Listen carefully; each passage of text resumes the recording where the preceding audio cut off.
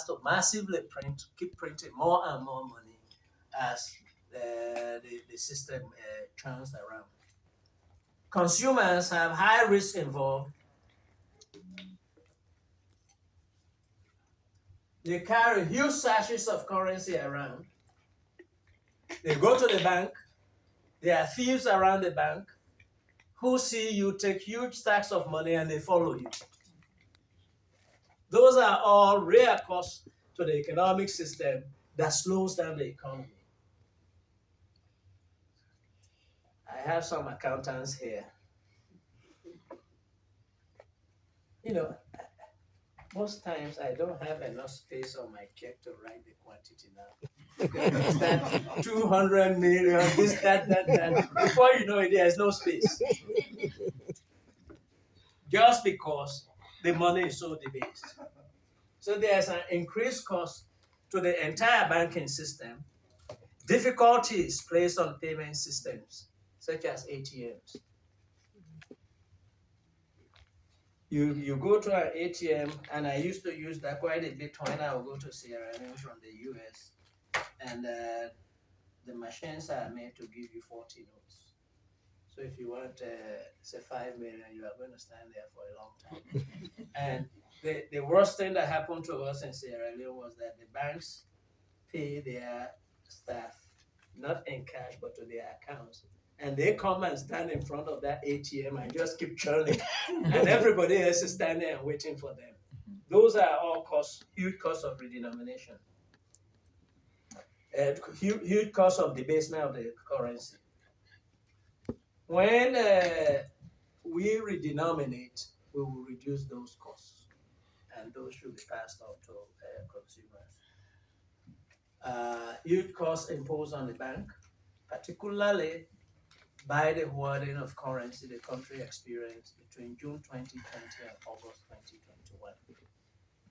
Many people do not truly understand that the economy was on the brink of a financial system collapse. Every December, the last day of December in the year, the Bank of Sierra Leone, the banking department does an audit to tell us how much currency we have in stock, and based on historical use patterns, predict how far that currency will take us in the new year. When we did that on December 31, 2019, we were told that based on our past use patterns, we will have enough money in circulation up to March 2021. Then in June 2020, the director of banking comes to me very worried that we are not getting any deposits in the banks. Whenever the central bank puts out money, we expect 70% to get back into the banks. So we will never have enough money relative to GDP, because when we give, you go and buy, they put it in the bank, it comes back, and we put it out again. But when people were not redepositing, but going to take huge sums of money, we had a currency crisis. Initially, when this happened in June, I thought the banks were playing games. So I instructed the banking supervision department to go and look at all their vaults. Just spot check. They didn't have it. So the question then is, where is the money? And things continue to just get worse. My reaction initially was, I am the monetary authority. If they want to hoard, let them hoard. I'll just print more. They'll keep hoarding until they run out of hoarding space, then the money will be in circulation. That was my first initial thought. So I doubled our order. Initially, after COVID came, because people need more money when there is economic uncertainty, I increased the order. But now that this money was not coming in, I doubled the order. And when you order money, from the day you sign the contract to the day you receive your first consignment is about 8 months. And here I am in June with no money in the banks. Fortunately for me, when I had become a governor, the first trip I made was to De La Rue. And I came to them and said, you have been printing money for us all these years. I know that you used to go to Freetown and spread money around so that you keep getting the contract. As long as I'm governor, you don't need to go to Freetown. We have been in this marriage, but you have to show us also that you care about this marriage. It cannot be one-sided. I said, because if you don't show us that you care about this marriage, we may look for other suitors. So when this problem occurred, I called the country rep, and he says, that's above me. Went all the way to the managing director. I said, I'm in trouble. My economy is collapsing, and I need help. COVID was here. Their Newcastle plant was closed. They were printing some of our currency in Malta, but most of it in Sri Lanka. At huge cost to us, but I had to also charter a plane. Whenever they get a given quantity, we charter a plane, they take it from Sri Lanka, bring it to Freetown, we put it in circulation, it gets missing.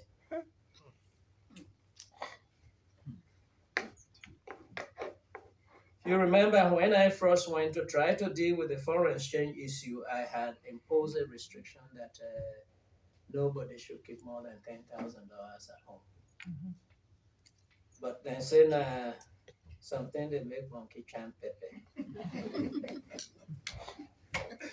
Realizing that there was no loans in the banks, and I know there are loans in the system, and it takes 8 months for us to get new fresh loans, I decided to get rid of that rule and tell the banks that, look, tell all your customers, anybody who wants dollars, if they bring loans to you and you bring them to the bank, we will buy them at the Bank of Sierra Leone rate, which is very favorable to them.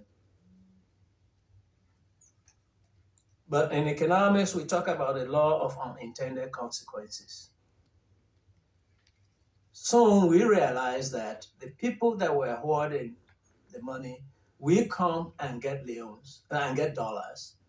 Then they will go back to their account and withdraw an even larger amount of loans so that they will come again. I was doing this 10 million a month just to keep salaries paid and all of that. Before we know it, the bank has spent $68 million. That was the 68 million I supposedly bribed with.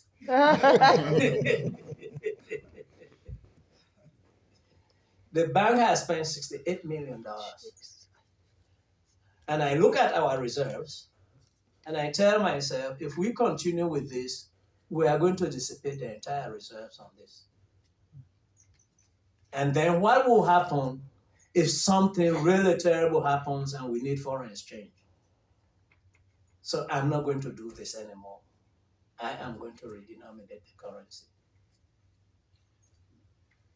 That redenomination was forced on me. I wanted to do it, but I wouldn't have done it at this time, given the instability in the economy.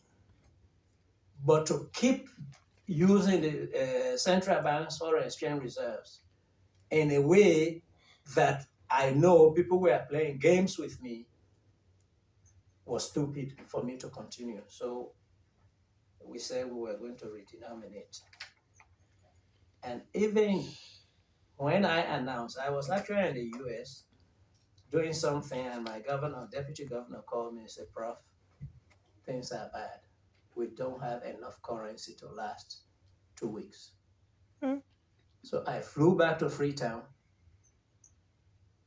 on the 10th of August. On the 11th, I had an emergency meeting with the board because they have to authorize me to do this. They gave me the authorization Walked across to the Ministry of Finance because the act says I consult with the minister. I went and consulted with him. Walked to the bank complex and announced to the country that I'm going to redenominate, even though I had made no plans up to that point. But I wouldn't tell them when. I just said that the law requires me to give them 90 days notice, and therefore that day was day one. So they started calculating that by November, they were. From that announcement, we never had any shortage problem. Money started coming in. So whereas some people, I joke that I taught economics for 35 years, but within 2 weeks after I announced redenomination, I created more economists in Sierra Leone than I did throughout my professional career. Because everybody was coming. I am a senior economist. The ones I like was when they say they go on radio or TV and say, I'm a seasoned economist. After a while, whenever I hear it, I'll go to the kitchen to see if the Maggie was still there. It's been used to see.